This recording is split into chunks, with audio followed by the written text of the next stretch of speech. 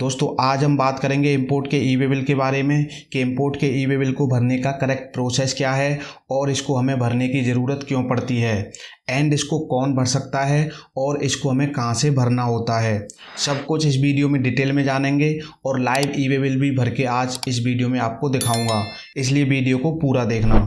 तो इस ग्राफ की हेल्प से थोड़ा समझ लेते हैं कि हमें ई वे बिल भरने की ज़रूरत क्यों पड़ती है। दोस्तों जब आप किसी कंट्री से इंपोर्ट करते हो तो आपका कंसाइनमेंट उस कंट्री से सी या एयर के थ्रू आपके इंडियन पोर्ट पर आ जाता है। जब ये इंडियन पोर्ट पर आ जाता है तो उसके बाद वहाँ पे कस्टम क्लियरेंस का प्रोसेस चलता है और कस्टम क्लियरेंस का प्रोसेस कंप्लीट हो जाने के बाद कस्टम आपको आउट ऑफ चार्ज प्रोवाइड कर देता है और जैसे ही आपको आउट ऑफ चार्ज मिलता है तो उसके बाद आप अपने कंसाइनमेंट को अपने वेयर हाउस या फैक्ट्री पर ले जा सकते हो।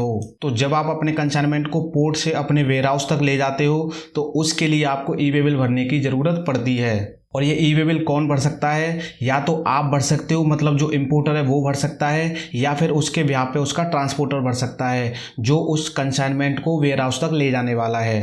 तो चलिए अब ई वे बिल को समझ लेते हैं कि कैसे भरना होता है। तो ई वे बिल भरने के लिए पहले आपको ई वे बिल के पोर्टल को लॉगिन करना होगा। लॉगिन करते ही आपके सामने इस तरह का इंटरफेस दिखेगा।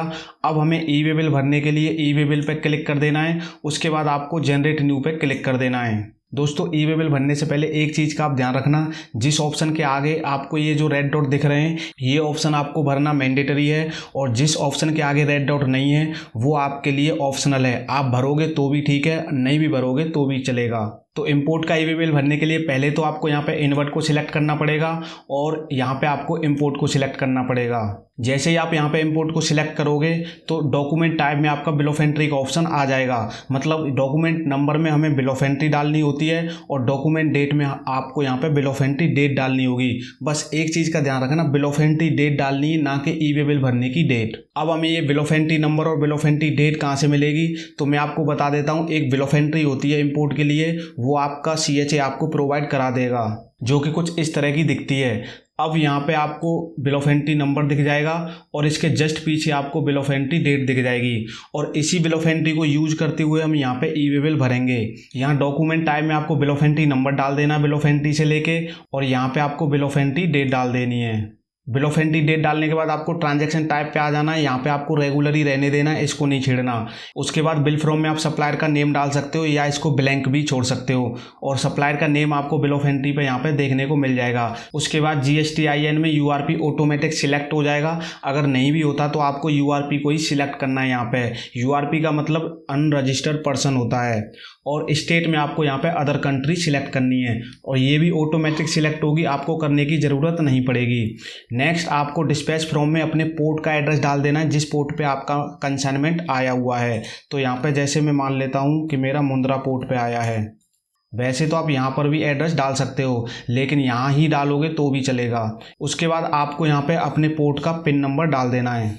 जैसे ही आप यहाँ पे पिन कोड डालोगे तो स्टेट आपकी ऑटोमेटिक यहाँ पे सिलेक्ट हो जाएगी, आपको करने की ज़रूरत नहीं पड़ेगी। अब आपको नेक्स्ट आ जाना है। बिल 2 में आपकी डिटेल यहाँ पे आ जाएगी, आपको कुछ भी करने की ज़रूरत नहीं पड़ेगी। यहाँ पे आपका नाम आ जाएगा, GST नंबर आ जाएगा और आपकी स्टेट आ जाएगी। और शिफ्ट 2 में भी आपको यहाँ पे कुछ भी करने की ज़रूरत नहीं पड़ेगी क्योंकि यहाँ पे वही एड्रेस ऑटोमेटिक आएगा जो आपके GST में रजिस्टर होगा।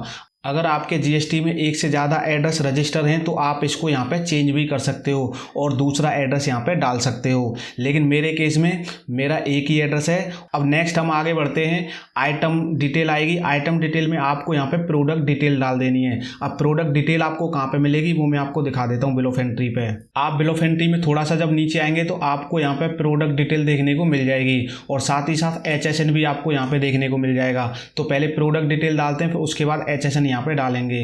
तो प्रोडक्ट नेम डालने के बाद आपको डिस्क्रिप्शन का ऑप्शन आएगा और आप देखेंगे इस पर रेड डॉट नहीं है तो आप इसको ब्लैंक छोड़ सकते हैं। डिस्क्रिप्शन लिखनी है तो लिख देना, अगर आप इसको ब्लैंक भी छोड़ना चाहते हैं तो छोड़ देना। इसके बाद HSN नंबर आएगा, ये आपके लिए मैंडेटरी है तो आपको HSN डालना बहुत ज़रूरी है। HSN डालने के बाद आपको यहाँ पे क्वांटिटी डालनी है और आपकी क्वांटिटी केजी में है या फिर मैट्रिक टन में है, जिसमें भी है आपको यहाँ पे उसी हिसाब से डाल देनी है।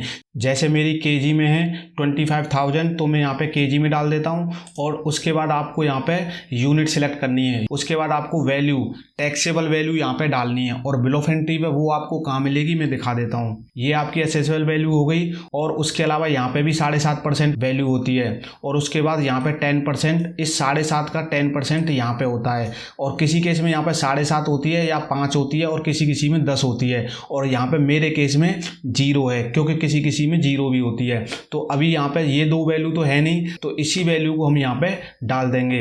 लेकिन एक चीज़ का आप यहाँ पे ध्यान रखना कि ये जो बिल ऑफ एंट्री है, इसका पूरी बिल ऑफ एंट्री का एक ही ई वे बिल भर रहे हैं, तो हम पूरी वैल्यू को यहाँ पे ले रहे हैं। अगर एक से ज़्यादा ई वे बिल भरते तो इस वैल्यू को यहाँ पे हम डिवाइड कर लेते। मान लो 2 ई वे बिल भरते तो इसको आधा आधा कर लेते और दोनों ई वे बिल में आधी आधी वैल्यू यहाँ पे डाल देते। लेकिन अभी हम एक ही ई वे बिल भर रहे हैं, तो यहाँ पे पूरी की पूरी वैल्यू डाल देंगे। उसके बाद आपको जीएसटी यहाँ पर सिलेक्ट कर लेनी है, आपकी किस रेट की जीएसटी है। जैसे मेरे केस में 18% है, तो मैं 18% यहाँ पे सिलेक्ट कर लेता हूँ, और जैसे ही मैं यहाँ पे जीएसटी का रेट सिलेक्ट करूँगा तो यहाँ पे ऑटोमेटिक कैलकुलेट हो जाएगी। अब आपको यहाँ पे इसको चेक कर लेना है बिल ऑफ एंट्री से। तो यहाँ पे जो वैल्यू है 10/11/690, और बिल ऑफ एंट्री पे आप देखेंगे 10/11/690 जीएसटी की वैल्यू है। तो मतलब ये हमारी मैच है। अब आपको यहाँ पे बाकी चीज़ें में कुछ नहीं करने की ज़रूरत, आपको आ जाना है ट्रांसपोर्ट डिटेल पे। अब ट्रांसपोर्ट डिटेल में आपको अपने ट्रांसपोर्टर की आईडी यहाँ पे डाल देनी है। जैसे ही आईडी डालेंगे तो ऑटोमेटिक यहाँ पे ट्रांसपोर्ट नेम आ जाएगा। तो मैं यहाँ पे पहले आईडी डाल देता हूँ। जैसे मैंने यहाँ पे ट्रांसपोर्ट आईडी डाल दी तो नाम इसने ऑटोमेटिक यहाँ पे ले लिया। अब पिन टू पिन डिस्टेंस आपको यहाँ पे डालना है किलोमीटर में, और आपको exact pin to pin distance अगर कैलकुलेट करना है तो मैं आपको बताता हूँ कहाँ से करना है। आपको ई वे बिल के पोर्टल पे चले जाना है और लॉगिन मत करना। लॉगिन करने से पहले आपको सर्च का ऑप्शन दिखेगा। यहाँ पे सर्च पे जैसे ही आप जाओगे तो पिन टू पिन डिस्टेंस का ऑप्शन आपको दिख जाएगा, तो इस पर क्लिक करके pin to pin distance calculate कर सकते हो। तो मैं यहाँ पे 10 डाल देता हूँ, 10 किलोमीटर का डिस्टेंस है। और उसके बाद आपको आ जाना है पार्ट वी पे। पार्ट वी पे आपको यहाँ पे मोड में रोड सिलेक्ट कर लेना है, और व्हीकल टाइप में आपको रेगुलर सिलेक्ट कर लेना है।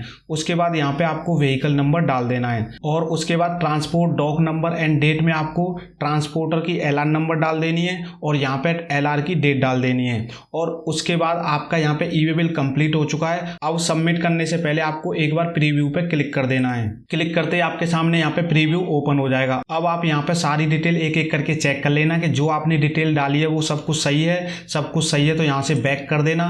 बैक जाने के बाद जैसे ही आप सबमिट पे क्लिक करोगे तो आपका ई वे बिल यहाँ पे भर जाएगा।